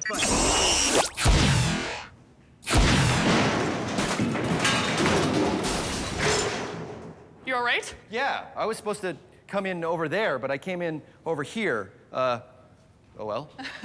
So today, Heather, I want to max out the electromagnet. Turn it on, and it's a magnet. Pretty good. And turn it off, and it stops being a magnet. I want to make this into a much bigger, maxed out version. All right. So what are some of the things we can do to do that? Well, actually, if you have a larger battery, one that has a higher voltage, we can try that for sure. Okay, that so will help. there are batteries that are 12 volts? Yes. We could try one of those? Give it a try, I think for those sure. are like bigger, right? Yeah, bigger, more powerful, absolutely. Now, that's one thing you could do. You can also increase the number of wraps of our coil here. So how many times we wrap that wire? Yes, we'll increase that magnetic field, making our magnet stronger. And of course the nail, which is important because that's the thing that eventually becomes the magnet, right? Right on, yes. So what I thought we would do is we would start with a bigger nail. Oh. What, right? So larger battery. Yes. More voltage and a lot more wraps of the wire. Right on, and we have more space for that now, which is smart. Good job. Great, okay, so we'll get to work. Great. Max Historica.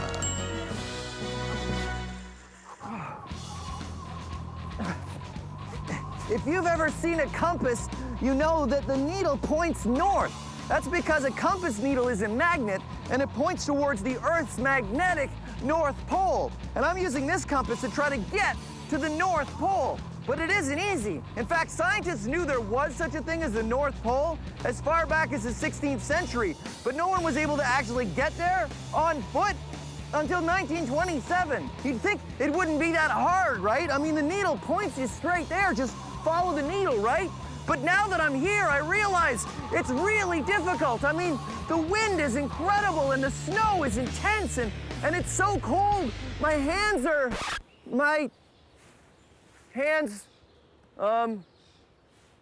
yeah. So, okay, we're not really at the North Pole. We were just sort of recreating that. But still, I salute the brave explorers who tried to make it there in the name of science. And I got a sense of it because the wind from the fan and the fake snow was. Okay, everybody, let's pack it up. I mean, that was pretty good. I just didn't know about that other camera. So, back to our main experiment, where Heather and I are building a larger electromagnet. An electromagnet works like this. When an electric current is traveling through a wire, it creates a magnetic field. If you wrap that wire around something ferromagnetic, that's something made out of a metal that is attracted to magnets, like an iron nail, then it becomes a magnet. You can make a magnet stronger by wrapping more wire, which gives more distance for the current to travel, increasing the magnetic field, and you can also increase the strength of the current. Heather and I start with a coil of 30 meters of wire and start wrapping. And wrapping. And wrapping. There, the wire is now all done. And remember, if you're doing this at home, do not use a drill unless you have an adult to help you out, because drills can be very dangerous. This one goes at a very slow speed, so it was okay. But yes, definitely an adult supervised activity. Then we attach another on-off switch and make some leads that connect to a 12-volt battery. So, more wraps of wire and more current means the electromagnet should be stronger. Okay, so we're gonna try this electromagnet, and we're gonna pick up this stuff right here. Great. Ready? You ready? Yeah. 3, 2, 1, go! Is it on? Yeah. Wow, it really does, you can't tell it's on, but... No, but bring it closer and... Oh yeah, look at that. Okay, we turn it off. All right. Let's see if this nail can pick up this nail. All right. Ready? Ready? Go. Oh. Okay, how about this side? Oh, no. No. I don't think we're strong enough. It's not strong enough. I think that we need to max this out even more. Even more? Right. So I'm thinking there are a lot of appliances that use electromagnets, meaning it's already set up, it already has tightly wound coils and high voltage. So we're in a lab here. Maybe do you have old appliances around? I have parts bins with a whole bunch of stuff. Maybe we could find some electromagnets in those. Let's do it. Okay, great. Let's go.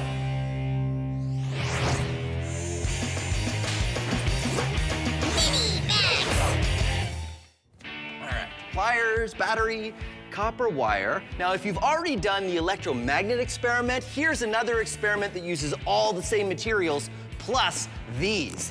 Ha! Neodymium magnets, some of the strongest magnets you can get. So, here's what you need. A battery, some neodymium magnets the same diameter as your battery, copper wire, and some pliers. So here's what you do. First thing is you put the batteries and the magnets together, like that. Then what you want to do is bend the wire so it's touching the top of the battery and goes around the battery and then touches the magnets at the bottom. Here's what that might look like.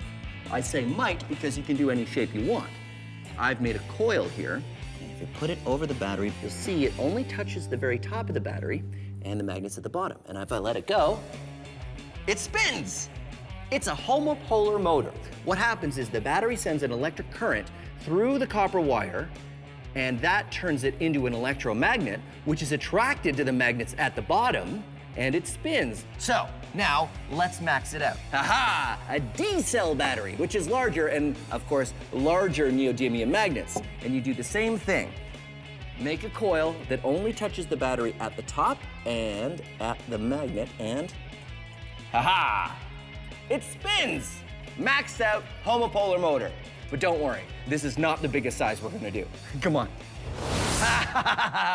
Maxed out homopolar motor. I have 27 D-cell batteries, a giant copper tube, and a neodymium magnet. So I'm just gonna, and then we get rid of that. Put this down. Okay, so the first thing I do is attach the neodymium magnet to the batteries.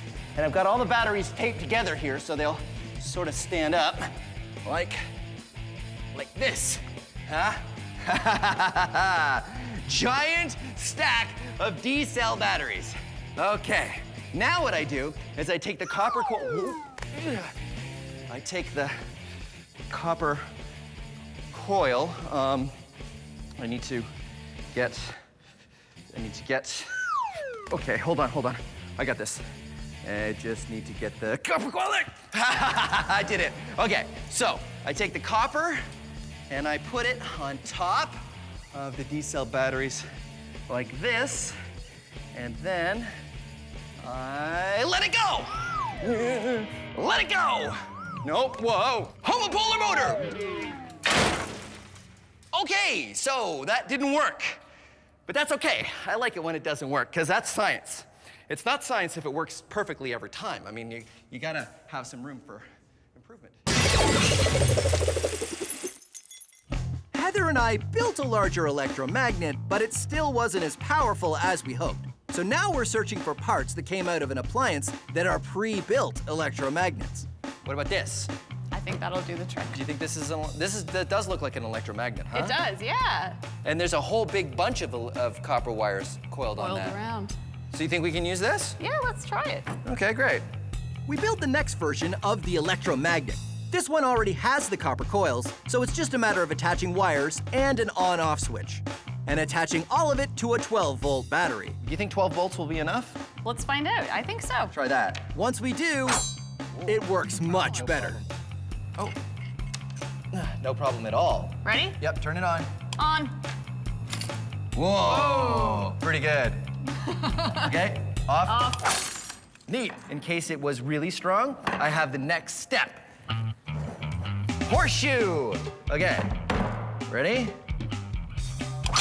Oh, whoa, that's, Here. I can't pull that off. Okay, wait, grab this. Okay, Work together. yep. So that's passed all of our tests. Yeah. This is really strong. Is What there do a way we... to test it further?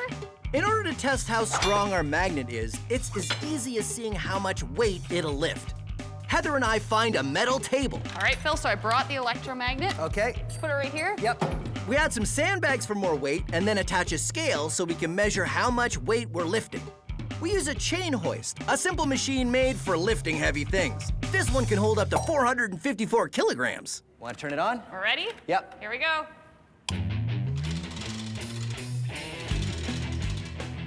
You can read on the scale how much weight is being lifted. And that scale is going up.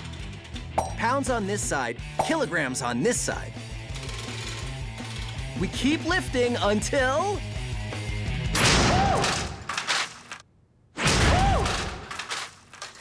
Oh, okay, so how much did it hold? It held 100 kilograms. Oh, that's more than I weigh, which gives me an idea. Come on.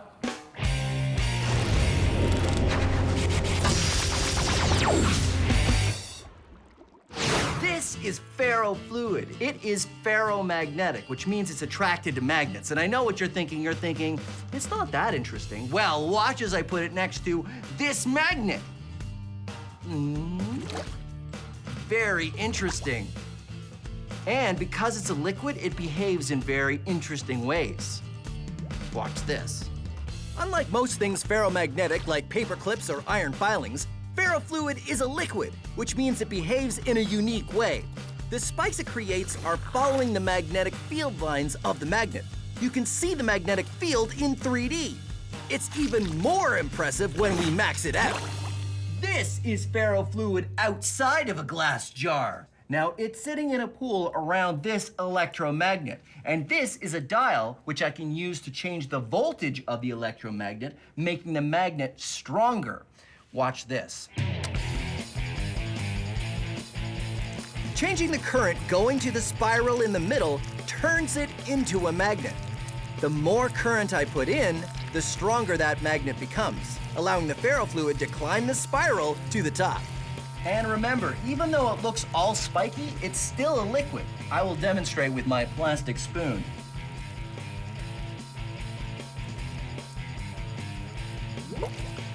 And watch this. When I turn the magnet off, it stops being spiky. Turn it on. Turn it off. Science. The Wizard Academy. All you have to do is demonstrate true magic. And you will be granted entry. Well, Fuzzix, who is the next applicant for the Wizard Academy? Overwhelmo. Indeed, it is I, Overwhelmo. and prepare to be overwhelmed. Would you be flabbergastified if I balanced this coin on its end? Not really, no. But would you be impressed if I was to balance this coin on top of this coin? Possibly. Prepare to be flustered and stupefied. Stupeflustered as I balance 3 coins on their ends on top of this glass. Well, that certainly would seem like magic. Let us see. Okay. No pressure, Overwhelmo. You can do this. And now, I say, a magic word. A magic word! Ha ha ha ha! And now you must let me into your academy. Wait. What's under the cloth? What cloth? This cloth? Nothing! Oh! Is that a magnet? This? No! The pull of the magnet is what's keeping those coins up. The magnet is just strong enough to keep the coins from falling. No! This is set dressing. It's just... It was a good trick, but it's science, not magic. Well, yes. And you will see! You will see! I will be back! I, Overwhelmo, will return! And I will do such magic that you will need extra socks. Because I will knock them off with my magic. You will need at least 2 pairs of socks, maybe 3 pairs of socks. We can still see you. No, you can't!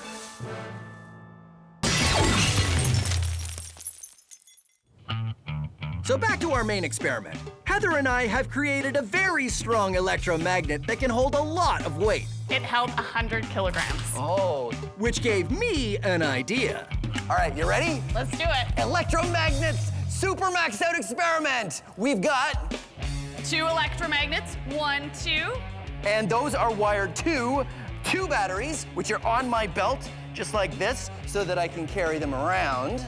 And we've got a crash mat here because We need to keep you safe because you're gonna be using these electromagnets to get across this massive beam above us. that's right. I'm gonna stick to this metal beam and go across with the electromagnets. Wow. We hope. I have faith. I'm glad you do. I've got helmet for safety, goggles for safety, gloves for safety, but in this case, sometimes the lab coat is more safe and sometimes it's less safe. This time, it will get all caught up, so no lab coat. All right, you ready to go? I'm ready. Let's do it. Okay. My goodness. 1. Okay.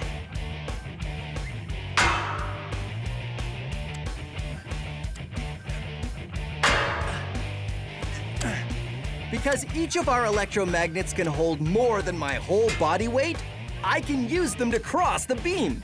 When they're on, they stick like, well, magnets. And when I turn them off, they stop being magnets and I can move them along as I go.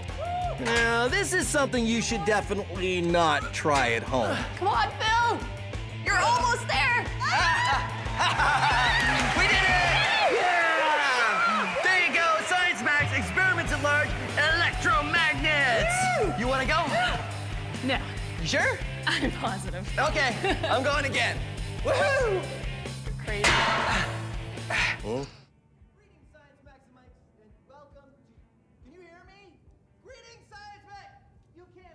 hold on a second. Greetings, Science... Yeah, that's much better. Greetings, Science Maximites, and welcome to Science Max Experiments at Large. Today, we're going to be talking about sound. Sound is all around us. We use it every day, but what is it really? Sound is energy. Let's say that this is the... No, stay. Stay. Okay. That this spring is the sound of my voice. When I make noise, it travels away from me in a wave. One air molecule vibrates the next air molecule, vibrates the next, and it looks like a wave. And when there's a little bit of energy, the wave doesn't move very much. Science. But when there's a lot of energy, the wave moves a lot. Science! What do we do? What do we do to make sound louder? This is the Science Max theme song. But it's not very loud because the speaker on my phone isn't designed to make super loud noises. So what we're going to do is find ways to make the volume of that song as loud as possible. Here is one way. Take a phone playing some music and put it in a glass. Make sure the glass is empty, of course. Huh? And suddenly, it's a lot louder. Wow! Why this works is one of the things we're gonna be looking at today. So that's what we're gonna do today on Science Max Experiments at Large. We're gonna learn how to make sound louder, as loud as we can. But I'm gonna need an expert to help me. Oh, I know, Michaela from the Ontario Science Centre. She's very smart. All I need to do is go to the Ontario Science Centre and see if she's busy.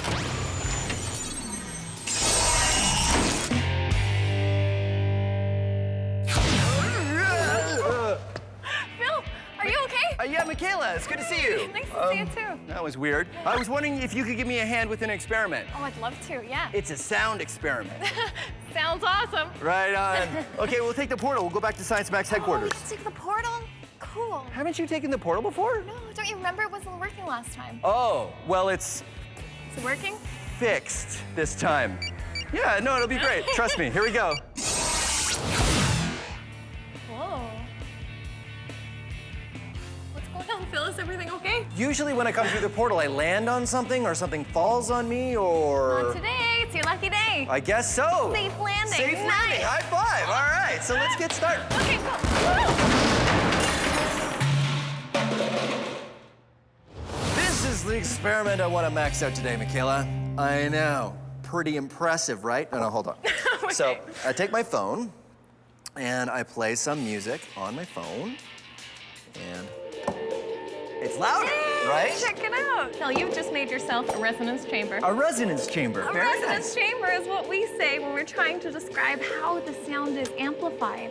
So if the sound's coming in from one direction, it's bouncing around, not really losing energy. So when more sound comes in, that's amplified. We hear it a lot louder. That's cool. So that's what I want to do. Hold on, let me turn this up.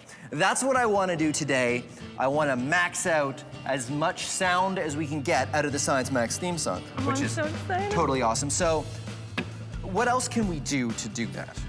Well, there's a couple avenues I'm thinking. Do you want to try something with electricity or without electricity?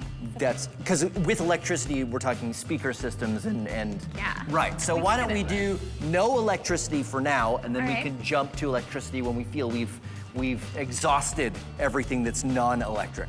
Cool. So I was thinking we could try to make a megaphone because if we have a lot of sound, we could, funnel it in one direction and then it would be louder. Okay. What do Yeah. you So think? the megaphone's pretty easy to make, right? We could just use. In fact, we could use this piece of paper, right? Yeah, let's try it.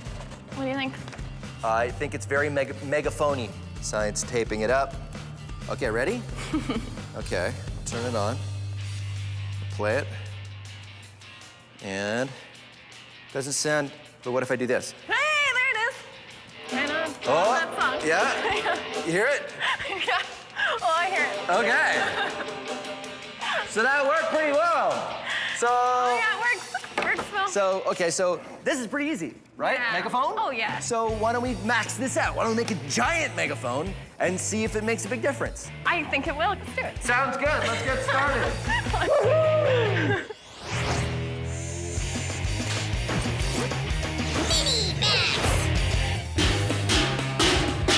All sound is vibration, but it's really hard to learn about that vibration if you can't see it. I mean, sound is invisible, right? Well, here's a way that you can make sound visible. All you need is some plastic wrap and salt and a bowl, just a regular bowl, and an elastic like this. So what you do is you take the plastic wrap and cut off a piece just large enough to fit over the bowl, and then use the elastic to wrap around the bowl to keep the plastic tight. Pour some salt on the bowl, and then watch this. Hello, vibrating salt. The plastic wrap is stretched tight over the bowl, making it like a drum. A drum that's very sensitive to sound vibrations. Your ear works the same way. That's why we call it an ear drum. The vibrations from my voice make the plastic wrap vibrate, and that makes the salt dance. But there's more. Let's max this out. This is a Chladni plate, and what it is just a piece of metal on a platform that vibrates up and down to a frequency which I can program with this dial here. And when the sound waves vibrate the plate, they can interact in ways that make the sand form interesting patterns. Take a look. The sounds I'm generating vibrate the plate, make it move like a wave. But when the vibrations reach the edge of the plate, they bounce back and interact with the other waves going the other way. The way these waves interact at different notes is what causes the sand to make these different shapes. So this is great, but you know what? We can max it out even more. Maxing it out even more.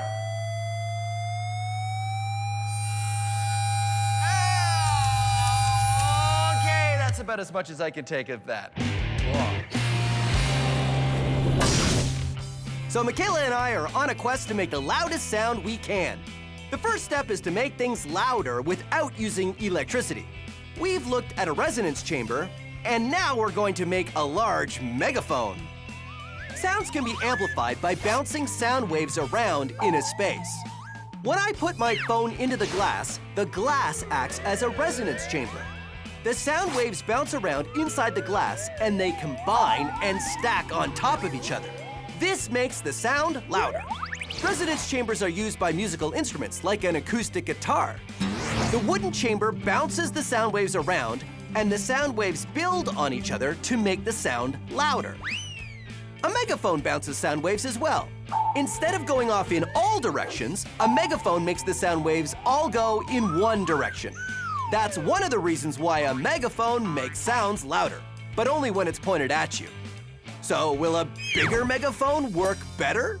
So we've made a larger megaphone, which is exactly the same thing. You just take a sheet and you roll it up, except our sheet was plexiglass covered in paper, and we've taped it together so it stays.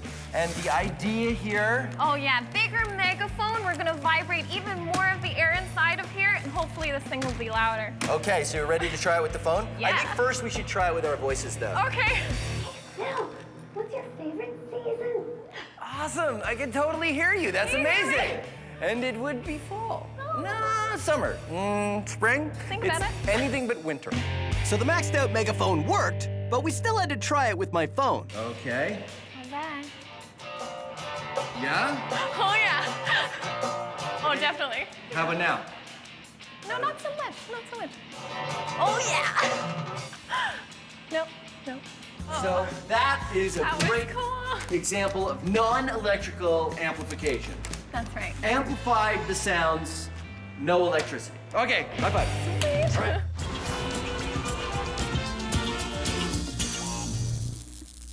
Come on, make some noise!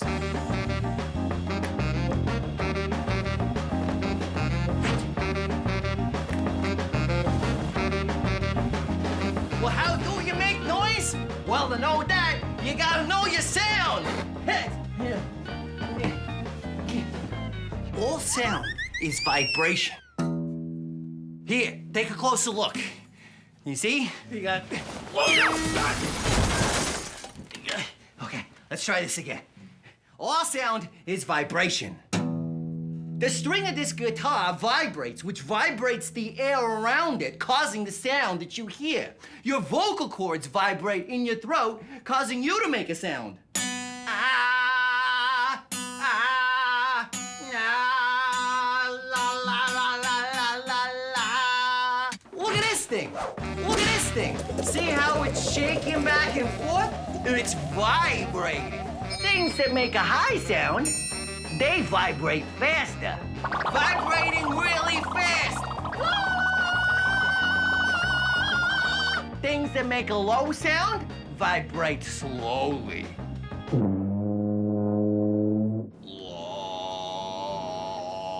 High note, vibrating fast. Fast!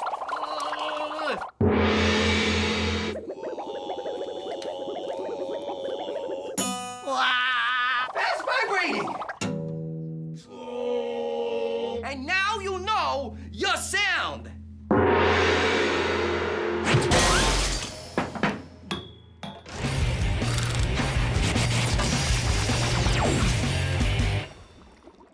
Everything has a resonance, a note that it vibrates best at.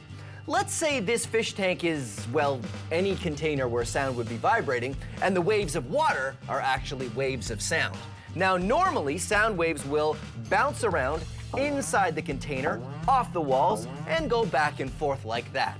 And how fast I move this piece of wood is the frequency, or the note, that we're playing. I could vibrate this wood very fast and make a high note. I could move this plank very slow and make a low note. And the waves just bounce around inside the container. But there's a speed I can move this plank where the waves stop going side to side and suddenly get twice as big. The waves bouncing off the sides of the tank are meeting the waves going in the other direction.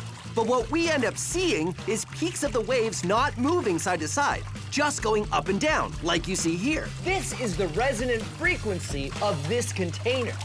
So, let's max this out. Say I have a wine glass, and I wet my finger, and I rub it around the rim. It vibrates at a certain note. That note is the resonant frequency of this wine glass. So what would happen if we were to play that note back to this wine glass really, really loud? And yes, this is something you should not try at home. This note makes the glass vibrate the most. Finding the perfect note things vibrate best at is great for musical instruments, but it's not great for this wine glass. The sound waves are causing the glass to vibrate a lot. And because this glass is delicate, it can only vibrate so much before it breaks.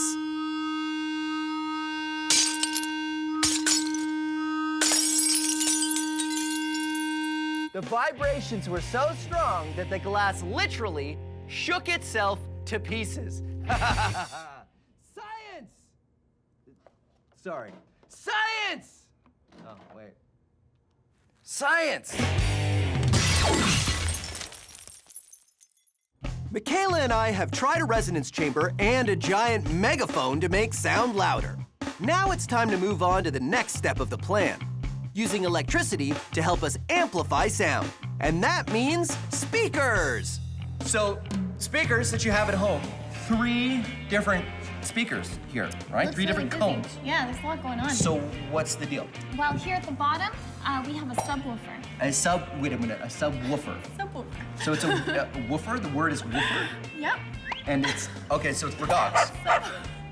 Right? No, a subwoofer is for low notes here in our speaker. Ah. At the top here, we have a tweeter. So it's for birds. It's birds, dogs. So let me guess, low notes? Yeah. Tweeters, high notes? Yeah, high notes. And then we have this guy here in the middle, and that's called your mid-range speaker. Oh, that's not nearly a cool name. Now we have speakers, we've taken a look at that, but why don't we take one apart, Cool. right? Yeah, let's do it. I've got this one here that I spilled juice on, so it doesn't work anymore. So I've kind of taken it apart. So Cool. it's got, Man, that's awesome. okay, so it's got the cover. That's cool. So what I find interesting is there's the speaker and the wires, right? Because it's electrical amplification. But check this out. This is just a ring to hold that on. And the rest is just an empty box. We know what that is.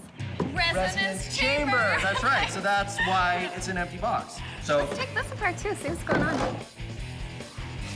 So that's the paper cone, right? So that's that's the drum, I guess. It's like the eardrum, the thing that vibrates. Yes, yeah, this whole thing vibrates. So this whole thing. That's for electromagnet. When we turn this on, the electromagnet goes on and off, and it's causing this whole thing to vibrate. So that's how it works. It's the electricity turning the electromagnet on and off. Exactly. And it's on and off and on and off and on and off and on and off. And then it makes it vibrate at certain speeds, right? Hertz. The number of times it vibrates per second is hertz. What we could do is we could max it out with the speaker and plug the phone into speaker.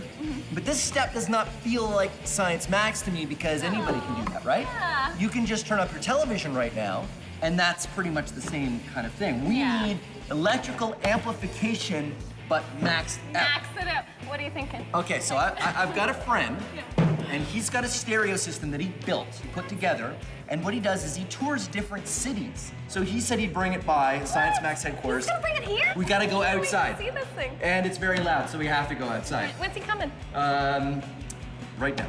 All right, let's go check it out.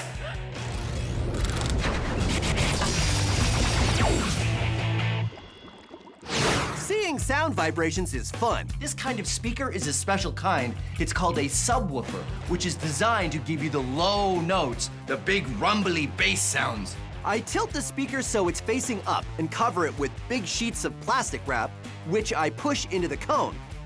Then, tape it so it's nice and secure. Then, what you need is some cornstarch mud, which is 2 parts cornstarch, 1 part water. I've got some yellow cornstarch and some blue cornstarch. This experiment works the best with low notes. I'm playing a tone through the stereo that is very low. Here's what happens when I turn up the volume.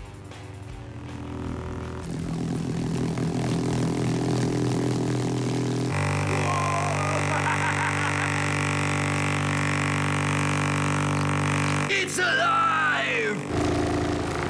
You see, cornstarch mud is a shear thickening fluid, which means when you impact it, it turns solid. So the vibrations from the speaker cone are making the cornstarch mud impact, and that's turning it into a solid. But then it sort of also melts back into a liquid, so you get little columns of cornstarch coming up and falling down again. It's like it's dancing. Whoa! Visual sound waves. Science!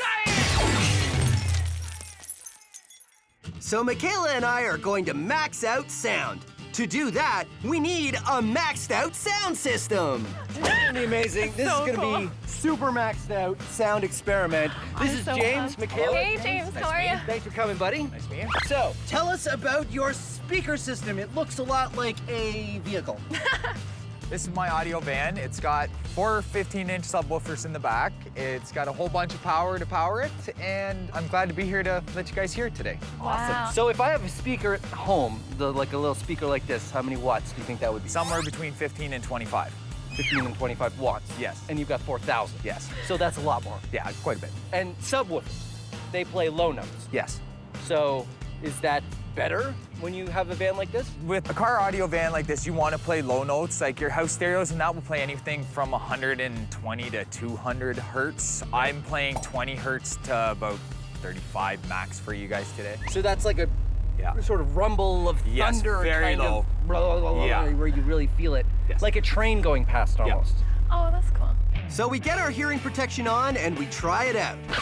I know what you're thinking. Phil, what's the point of having loud music if you can't really hear it?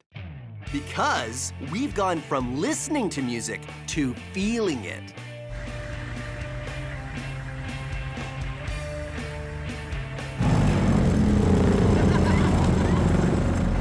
The sound waves are so strong that they have become a physical presence.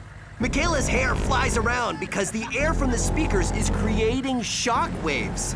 The sound waves are so powerful, they move the air back and forth, which makes Michaela's hair dance all over the place. And my hair, not so much.